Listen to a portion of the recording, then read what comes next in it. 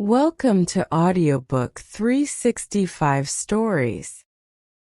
It was a very old, small house with a low roof. It looked worn out from the weather and was a bit far from the road. You might think it was empty, but you could see a thin line of smoke rising from its chimney. But someone lived there.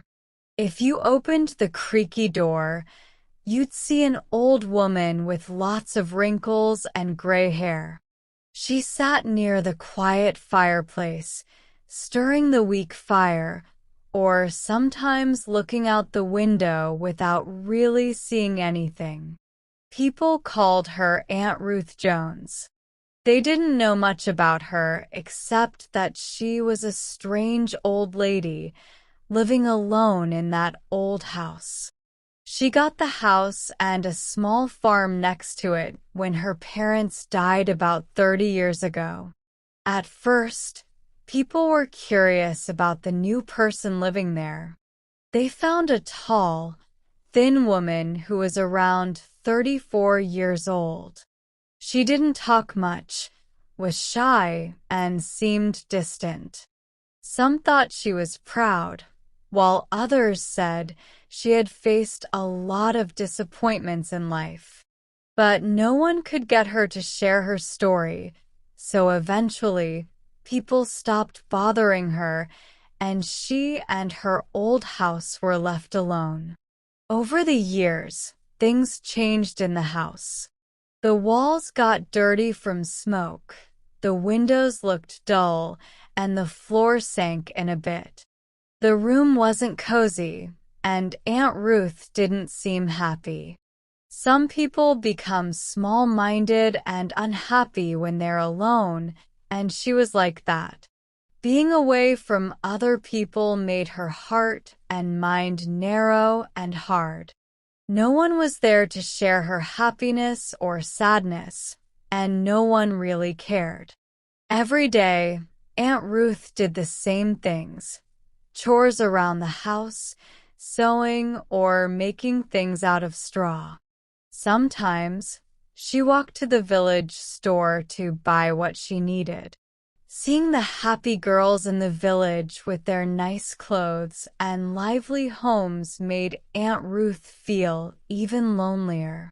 She was always relieved to get back to her quiet home, where the cats were happy to see her. The old cow, Brindle, recognized her footsteps and eagerly waited for corn or leftover food. The hens hardly moved when she approached. They were used to her and happily pecked at their food. Taking care of these animals was like having company for Aunt Ruth. On cold mornings, she watched them eating while she still hadn't eaten her own breakfast, and her fingers and toes felt frozen. Even though no one lived with her, sometimes a bright presence visited her in the dim house, a child's voice full of questions and sweet laughter. It was Bessie Lane. One rainy June day, when she was on her way to school, she ran to Aunt Ruth's house for shelter.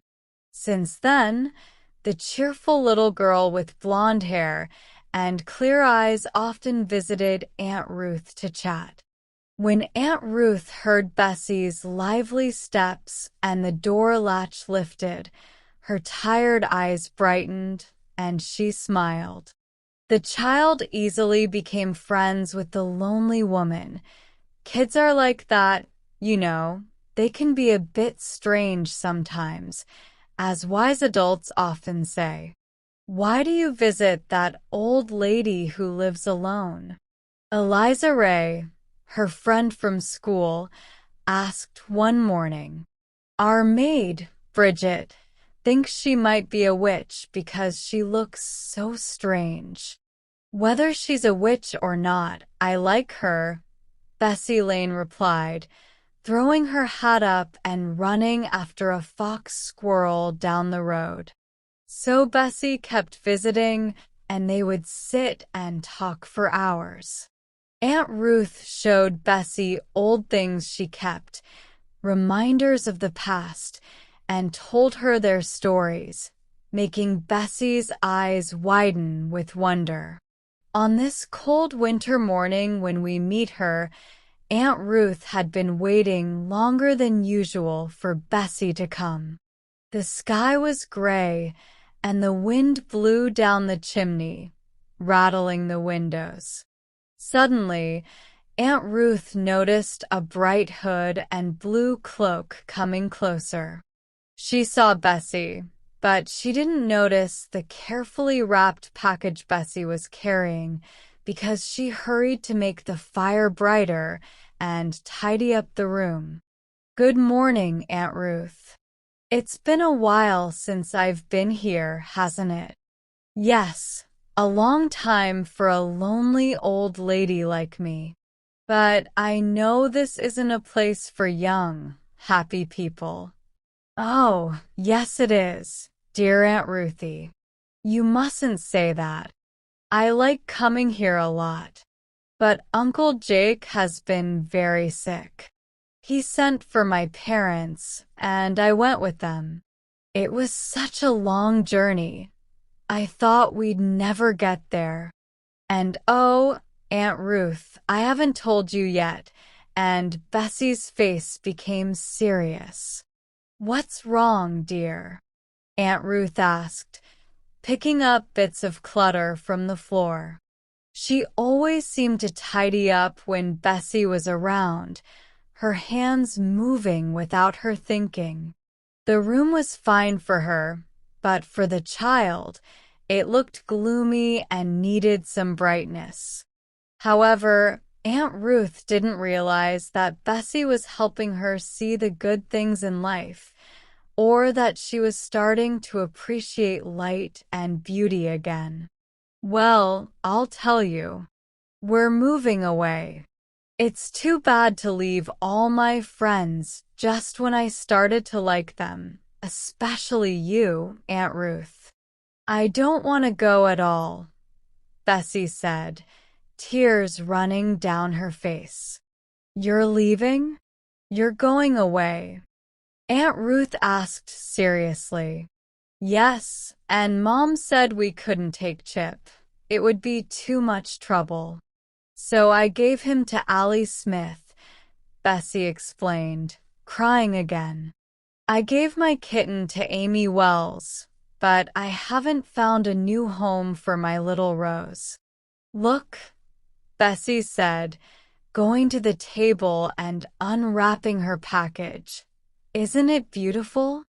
You'll keep it to remember me, right, Aunt Ruth?" The tiny flowers were in full bloom, seeming to give a blessing to the old woman. "Yes, yes, dear, I'll keep your rose safe," Aunt Ruth promised. The little plant seemed to distract her thoughts, and she began talking to herself absent-mindedly. Then, remembering what she was thinking, she said, "So you're leaving, and you'll forget about poor Aunt Ruth with so many new friends." "Well, that's natural." "No, I won't forget you," Bessie said, giving Aunt Ruth a big hug. "And I'll come to visit you sometime." They talked for a while longer, but eventually, Bessie said goodbye to Aunt Ruth and her special Rose, and she left like a cheerful ray of sunshine. After Bessie left, the shadows seemed to return to the old house. But when Aunt Ruth looked at the little flower, she made a space for it in the warmest corner, thinking to herself, "I used to carry roses like this to the old church in Amston when I was no older than Bessie.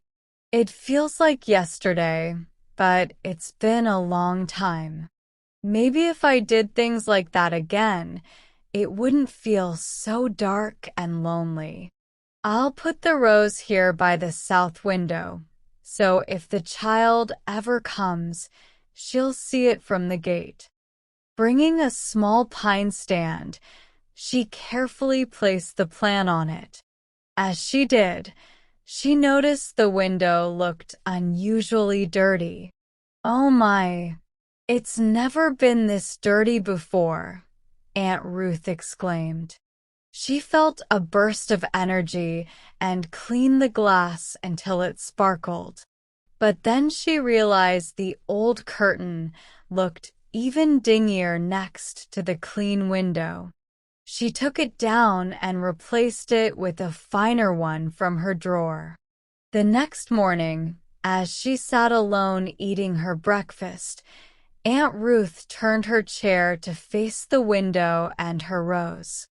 The sun was shining, and its rays lit up the room, revealing cobwebs on the opposite wall. She decided to sweep away the cobwebs that day, wash the other window, and clean the floor. The old house hadn't been so tidy and cheerful in many years. Later in the week, she went to the village, wearing a darker dress instead of her usual one with a yellow flower pattern. Somehow, she didn't feel as bothered by the bright dresses and curious looks as she usually did. She even exchanged friendly greetings with a neighbor she hadn't spoken to in a year. A strange feeling came over her, a feeling that she was part of the larger human family after all. The icy wall of loneliness around her heart started to melt just a little. After finishing her shopping, she decided to take a different route home. This path went by a church. Although it was still early, the church was lit up, and a few people had gathered for prayer before the regular service. They were singing now, and Aunt Ruth stopped in her tracks as she heard a clear, triumphant voice singing out. Plunged in a gulf of dark despair. Mesmerized, Aunt Ruth listened to the song until it ended, not moving until a group of people passed by. Slowly walking on, she found herself talking to herself again. "Oh, Ruth Jones, where are you? I used to sing that song too, in the same old church where I brought the roses, but it was years later. I used to pray too. I wonder if God would still listen to me now." That night, and for many nights after, she couldn't sleep. The words of the song kept echoing in her mind, bringing back old memories and feelings until her innermost self was stirred. In her darkness, she reached out, weakly, for the old ways, and the good spirit gently guided her back to the light. I can't tell you every step of her journey, but I know that gradually, surely, the darkness faded, and the peace of mind shone upon her soul. She went to the church where the song had stopped her that night and listened to the words of life. Her life became a blessing. She became kinder, wiser, and more caring. The sick and needy were happy to see her, and children ran to greet her. And did Bessie Lane ever come back? Yes, when June came again, the little figure once more stopped at the gate. But the blue-eyed girl looked around in confusion. This isn't the right place. Aunt Ruth must have moved away. And she had good reason to think so. The house was freshly painted, the yard fence was fixed, and all sorts of flowers were blooming along the path. Just then, Bessie saw a well-dressed old lady tying up some vines. "Can you tell me where Aunt Ruth Jones has gone?"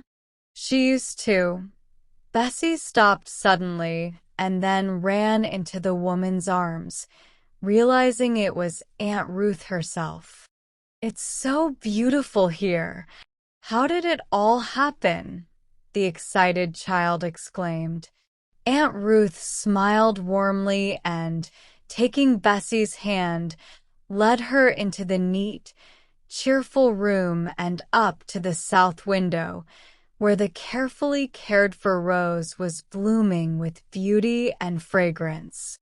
Bessie was overjoyed to see the rose, but Aunt Ruth gently sat her down and explained how it all happened, how the little flower had first stirred memories of the past in her heart, how the sacred song had kept her awake, and, finally, how God's gentle spirit had guided her back to a path of peace and happiness.